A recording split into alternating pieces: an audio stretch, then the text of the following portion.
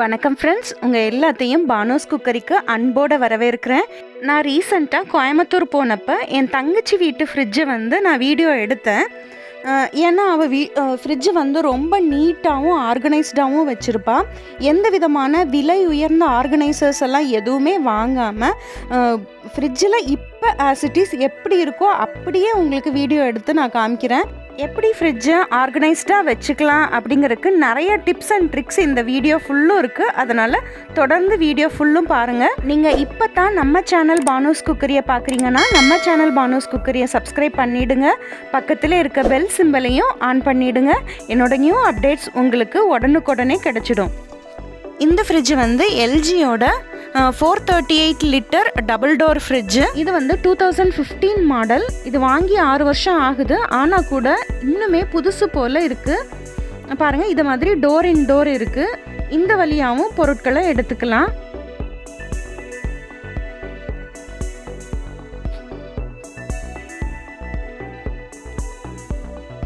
Veg mayonnaise, அப்புறம் அந்த pizza sauce வச்சுருக்காங்க. அந்த பாட்டில்ஸ் எல்லாம் கூட அவசரத்துக்கு எடுத்துக்கலாம். ஃப்ரிட்ஜை அடிக்கடி திறந்து மூடக்கூடாது அப்படின்னு சொல்லுவாங்க. ஏன்னா அதோட ஆயுள் காலம், அந்த கூலிங் கெப்பாசிட்டி அதெல்லாம் குறைஞ்சிட்டே வருமா. அதனால் இந்த மாதிரி ஒரு டோர், சின்ன டோர் இருந்ததுன்னா இது வழியாக நம்ம ஆக்சஸ் பண்ணிக்கலாம். இது சைல்டு லாக் இருக்குது, டெம்பரேச்சர் செட் பண்ணிக்கலாம், அந்த ஏரியா இது.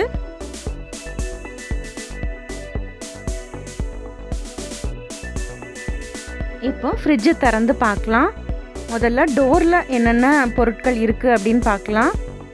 இது சாக்லேட் சிரப் இருக்குது. கேக்கெல்லாம் செய்யும்போது மேலே டாப்பிங்காக ஊற்றலாம். இது ஆரிகனோ, இது மிக்ஸ்டு ஹெர்ப்ஸ். இதெல்லாம் பீட்சா செய்யும்போது இதெல்லாம் யூஸ் பண்ணிக்கலாம். பின்னாடி இருக்கிறது கேக் செய்யும்போது யூஸ் பண்ணுற எசன்ஸ் இருக்குது. முட்டை ட்ரேயில் இப்போதைக்கு 3 முட்டை இருக்குது. இங்கே கொஞ்சம் கிளிப்பெல்லாம் வச்சுருக்கா. க்ராசரி ஐட்டம்லாம் கிளிப் பண்ணி வைக்கிறதுக்காக இதை இங்கேயே வச்சுருக்கா, ஈஸியாக எடுக்கிறதுக்காக. இப்போது அடுத்த கம்பார்ட்மெண்ட்டுக்கு வருவோம். இதில் கொஞ்சம் கருவேப்பிலை இருக்குது. கருவேப்பிலை இதை மாதிரி உருகி இதை மாதிரி ஒரு பிளாஸ்டிக் டப்பாவில் போட்டு வச்சுக்கிட்டோம்னா ரொம்ப நாள் கெடாமல் இருக்கும். இது டொமேட்டோ சாஸ். இது பார்த்திங்கன்னா பெரிய நெல்லிக்காயை உப்பு தண்ணியில் போட்டு வச்சுருக்காங்க. இது ரொம்ப ஹெல்த்தியானது. இதுவும் அதுதான். சாப்பாட்டுக்கு கூட தொட்டுக்கலாம், வெறுமனை கூட எடுத்து சாப்பிட்டுக்கலாம், ரொம்ப நல்லது. இந்த 2 பாட்டில்லையும் ஜாம் இருக்குது. இது பீனட் பட்டர் இருக்குது, ப்ரெட்டில் ஸ்ப்ரெட் பண்ணி சாப்பிட்றதுக்காக. நியூட்டெல்லாம் இருக்குது. குழந்தைங்க இருக்க வீட்டில் இது கட்டாயம் இருக்கும். ஊறுகாய் பாட்டில் வச்சுருக்காங்க. ஆனால் ஊறுகாய் எல்லாம் தீர்ந்து போச்சு, இனிமேல் வாங்கணும் அப்படின்னு சொல்லிட்டு இருந்தாங்க. இங்கே அவ்வளோதான். இனி அடுத்த ரோவில் என்ன இருக்குது அப்படிங்கிறத பார்க்கலாம். இங்கே ஓப்பன் பண்ணாத கிராசரி ஐட்டம்லாம் வச்சுருக்கோம். வெளியே வச்சா வண்டு வந்துடும் அப்படிங்கிறதுக்காக இதிலே வச்சுருக்காங்க, ஃப்ரிட்ஜிலே வச்சுருக்கோம். நிலக்கடலை, பச்சை நிலக்கடலை, பருப்பு வகைகள், கொண்டக்கடலை, கடலைப்பருப்பு, அதெல்லாம் இதில் இருக்குது. அடுத்த ரோ காலியாக தான் இருக்குது. அதில் ஒரே ஒரு டப்பா வச்சுருக்கா, பிளாஸ்டிக் டப்பா. அதில் எனக்கு ரொம்ப ஆச்சரியமாக இருந்தது. வெளியே இருந்த கவர்லாம் இப்படி இந்த மாதிரி மடித்து அழகாக அரேஞ்ச் பண்ணி வச்சுருந்தாங்க. நமக்கு வீட்டில் எப்பயுமே பிளாஸ்டிக் கவர் தேவைப்படுது. அதை வெளியே அப்படியே போட்டு வச்சோம்னா அதில் கரப்பாம்பூச்சி, பூச்சி எல்லாம் அடையுது. அதில் காய்கறி எல்லாம் வச்சு நம்ம ஃப்ரிட்ஜுக்குள்ளே வைக்க முடியாது. இதை மாதிரி சுத்தமாக, சுகாதாரமாக இதை போல் நல்லா மடித்து அரேஞ்ச் பண்ணி நிறைய இதை மாதிரி மடித்தோம்னா நிறைய கவர்ஸ் இந்த ஒரு பாக்ஸ்லேயே நிறைய பிடிக்குது. பாருங்கள், இந்த மாதிரி ட்ரையாங்கிள் ஷேப்பில் மடித்து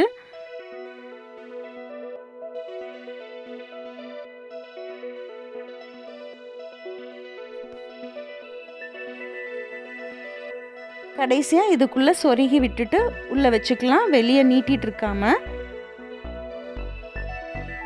இது போல் ஒரு 10, 20, 30 கவர் கூட இந்த மாதிரி ஒரு பாக்ஸுக்குள்ளே அரேஞ்ச் பண்ணி வச்சுக்கலாம். நீங்களும் இந்த டிப்ஸை ட்ரை பண்ணி பாருங்கள். இந்த பெரிய கவரில் அடையெல்லாம் தட்டிக்கலாம். சப்பாத்தி மேக்கரில் சப்பாத்தி வச்சு நல்லா ப்ரெஸ் பண்ணி சப்பாத்தி போட்டுக்கலாம். எண்ணெய் தடவிட்டு இது பண்ணோம்னா நீட்டாக வரும். ஒரு 4-5 தடவை இதை யூஸ் பண்ணிக்கலாம். அதுக்காக இதை கழுவி வச்சுருக்காங்க. நீங்களும் இந்த மெத்தடை ட்ரை பண்ணி பாருங்கள். ஃப்ரிட்ஜ் வாட்டர் யாரும் குடிக்க மாட்டோம், அதனால் அந்த ரோவில் வந்து நாங்கள் இந்த பாக்ஸு மட்டும் வச்சுருக்கோம். இப்போ ஓவராலாக டோரில் என்ன இருக்குது அப்படிங்கிறத பார்த்துருங்க. டோரில் உள்ள பொருட்கள் இவ்வளவு தான். அடுத்து நம்ம ஃப்ரிட்ஜுக்குள்ளே என்ன இருக்குது அப்படிங்கிறத பார்க்கலாம். ஃப்ரீசருக்கு கீழேயே இருக்க இந்த பகுதிக்கு பேர் வந்து ஃப்ரெஷ் ஜோன். இதில் வந்து பால் பொருட்கள் எல்லாம் வச்சுக்கலாம். இதில் வந்து வெண்ணெய் இருக்குது, மில்க் மெய்டு இருக்குது,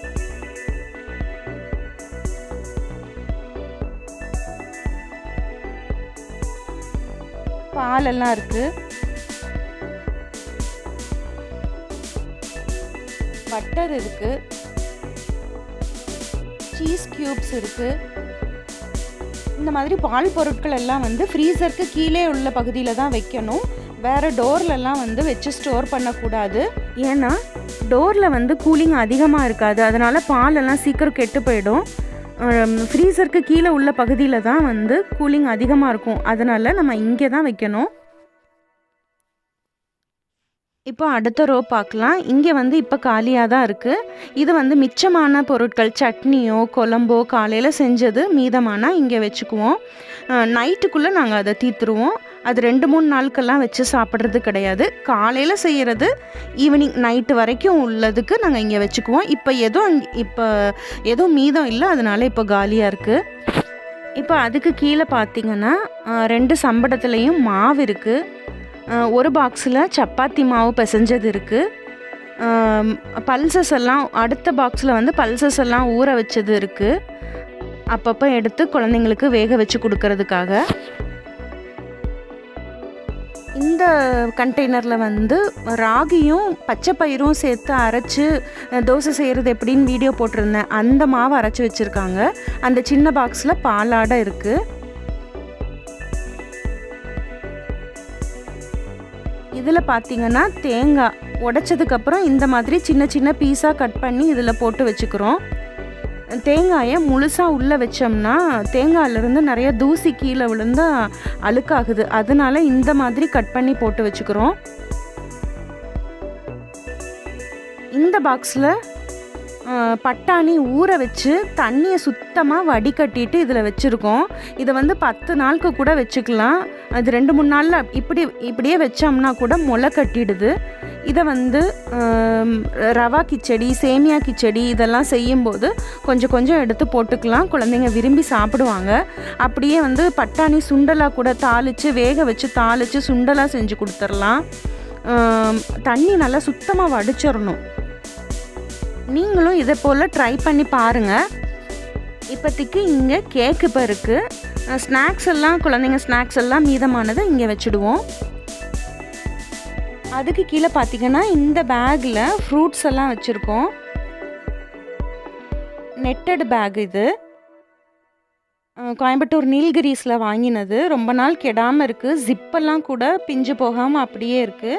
இதில் வந்து ஒரு 5 கிலோ அளவுக்கு ஃப்ரூட்ஸ் அண்ட் வெஜிடபிள்ஸ் இதில் வச்சுக்கலாம்.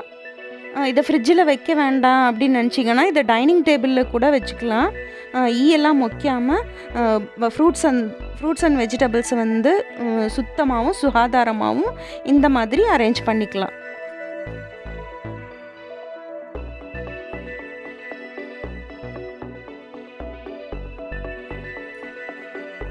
இப்போ வெஜிடபிள் கூடையில் என்ன இருக்குது அப்படின்னு பார்க்கலாம். தக்காளி இருக்குது, 2 கிலோவுக்கு மேலே இருக்குது. நல்ல பழுத்த தக்காளியாக இருக்குது. இதில் பார்த்தீங்கன்னா கொத்தமல்லி தழை இருக்குது, பீட்ரூட் இருக்குது, இதுவும் கொத்தமல்லி தழை தான். இஞ்சி இருக்குது. இந்த கவரில் லெமன் இருக்குது. எலுமிச்சம்பழத்தை இந்த மாதிரி, இது வாங்கி 10 நாள் ஆகுது. இதை வந்து இந்த மாதிரி பேப்பரில் நல்லா சுற்றிட்டு இது மாதிரி கவரில் போட்டு நல்லா மடித்து உள்ளே வச்சிட்டோம்னா, ஃப்ரிட்ஜில் வச்சிட்டோம்னா ஒரு 10-15 நாளுக்கு கூட கெடாமல் அப்படியே இருக்குது. ஒரு 20 எலுமிச்சம்பழம் வாங்கினதில் இப்போ 1 தான் மீதம் இருக்குது. நாங்கள் எல்லாம் பிளாஸ்டிக் கவரில் தான் போட்டு வச்சுருக்கோம். நாங்கள் மற்ற நெட்டட் பேக்கெல்லாம் யூஸ் பண்ணி பார்த்துட்டோம், அதில் சரி வரல. அதனால் பிளாஸ்டிக் கவர்லேயே வச்சுருக்கோம் காய்கறி எல்லாம். இது வந்து ஆரோக்கியமானதா என்ன அப்படிங்கிறது தெரியல. ஆனால் காய்கறி எல்லாம் இந்த மாதிரி பிளாஸ்டிக் கவரில் போட்டு வச்சாதான் ஒரு 7 நாளுக்கு கூட ஃப்ரெஷ்ஷாக இருக்குது.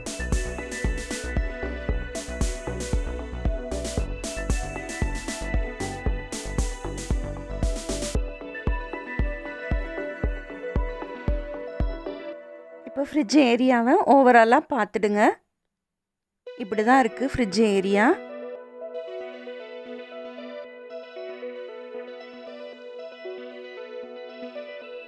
ரொம்ப அதிக பொருட்கள் டம்ப் பண்ணாமல் இந்த மாதிரி நீட்டாக இருக்குது. இப்போது ஃப்ரீசரில் என்ன இருக்குது அப்படிங்கிறத ஓவராலாக பார்த்துடுங்க. அதுக்கப்புறம் என்னென்ன வச்சுருக்காங்க அப்படிங்கிறத எக்ஸ்பிளைன் பண்ணுறேன்.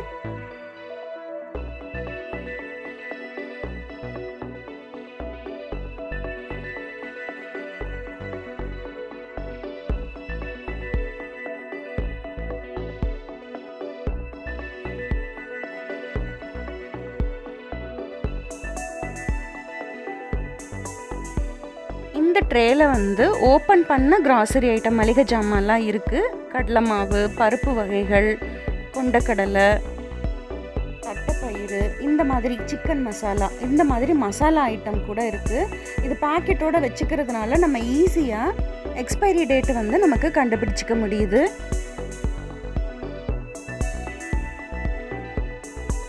செர்ரி இருக்குது, டூட்டி ஃப்ரூட்டி இருக்குது, கேக் செய்கிறதுக்கு தேவையான பொருட்கள் இதெல்லாம்.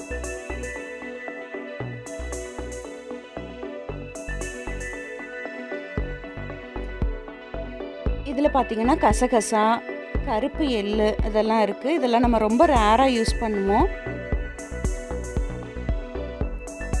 இதில் வந்து பனை வெல்லம் இருக்குது. யாருக்காவது இருமலோ சளியோ இருந்ததுன்னா இது போட்டு கஷாயம் வச்சு கொடுக்கலாம். அதுக்காக இதில் வச்சுருக்கோம். இது ஓப்பன் பண்ண சன்னா இருக்குது. எல்லாம் இது மாதிரி ரப்பர் பேண்ட் போட்டு கட்டி கட்டி வச்சுருக்கோம். மசாலா பொருட்கள் எல்லாம் இருக்குது.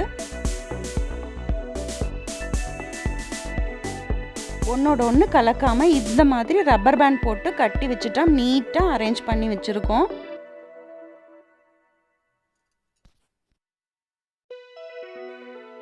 இப்போ இந்த ட்ரேல என்ன இருக்குது அப்படிங்கிறத பார்க்கலாம். இதில் வந்து ஓப்பன் பண்ணாத மளிகை ஜாமான் இருக்குது. ரவை இருக்குது, கடலை மாவு இருக்குது, நட்ஸ் எல்லாம் இருக்குது. முந்திரி பருப்பு, பாதாம், டூட்டி ஃப்ரூட்டி, பிஸ்தா, இந்த மாதிரி நட்ஸ் எல்லாம் இதில் ஓப்பன் பண்ணாததை இதில் வச்சுருக்கோம். இந்த நடுவில் உள்ள பாக்ஸில் பாதாம், கேஷ்யூ நட், அப்புறம் திராட்சை வற்றல் இதெல்லாம் வச்சுருக்கோம். இது வந்து பாயாசத்துக்கு இல்லைன்னா ஸ்வீட் ஐட்டம் ஏதாவது செய்யும்போது அடிக்கடி எடுத்து யூஸ் பண்ணுறதுக்காக ஓப்பன் பண்ணி இதில் போட்டு வச்சுருக்கோம். இந்த 2 ட்ரேக்கு நடுவில் இதுக்கு நல்ல இடம் இருந்தது, நடுவில் வச்சாச்சு இதைய. அதுக்கு கீழே பார்த்தீங்கன்னா இதில் வந்து ஓப்பன் பண்ண நிலக்கடலை இருக்குது. இந்த நிலக்கடலை வந்து புளி சாதம், லெமன் சாதம், சேமியா உப்புமா, ராகி சேமியா, கம்பு சேமியா அதெல்லாம் செய்யும்போது கடலைப்பருப்பு, உளுத்தம்பருப்பு போடுவோம் இல்லைங்களா, அப்போ இந்த நிலக்கடலையும் கொஞ்சம் போட்டு செஞ்சோம்னா வாயில் கடிப்பட்டுட்டு ரொம்ப ரொம்ப நல்லாயிருக்கும். குழந்தைங்க விரும்பி சாப்பிடுவாங்க.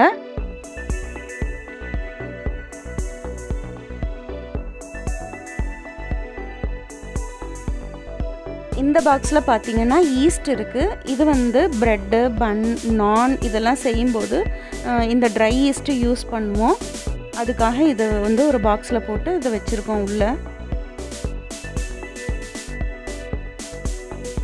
இந்த சின்ன சின்ன பாக்ஸ்லலாம் வந்து மிளகுத்தூள் அதெல்லாம் இருக்குது. இதில் வந்து கார்ன்ஃப்ளவர் இருக்குது.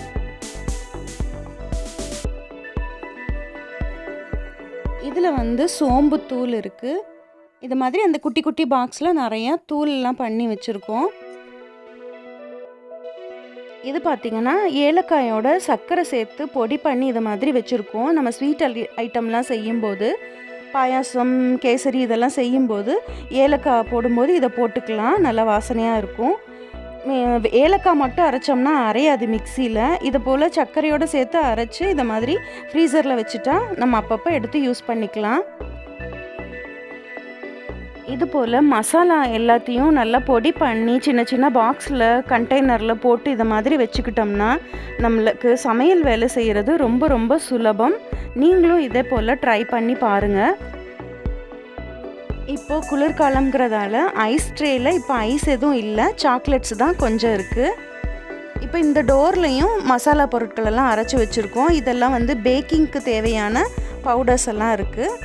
Baking powder, baking soda, cocoa powder, அந்த மாதிரி பேக்கிங் ஐட்டம் எல்லாம் இங்கே இருக்குது. அவ்வளோதான், நம்ம ஃப்ரிட்ஜு டூர் முடிஞ்சுது. இந்த ஃப்ரிட்ஜு டூர் மூலமாக நீங்கள் நிறைய உங்களுக்கு டிப்ஸு கிடச்சிருக்குன்னு நம்புகிறேன். ஒவ்வொருத்தர் ஒவ்வொரு ஐடியா படி ஃப்ரிட்ஜை அரேஞ்ச் பண்ணுவாங்க. இதில் ஏதோ ஒரு ஐடியா உங்களுக்கு கிடைச்சா கூட எனக்கு ரொம்ப மகிழ்ச்சி. வீடியோவை முழுமையாக பார்த்ததற்கு நன்றி.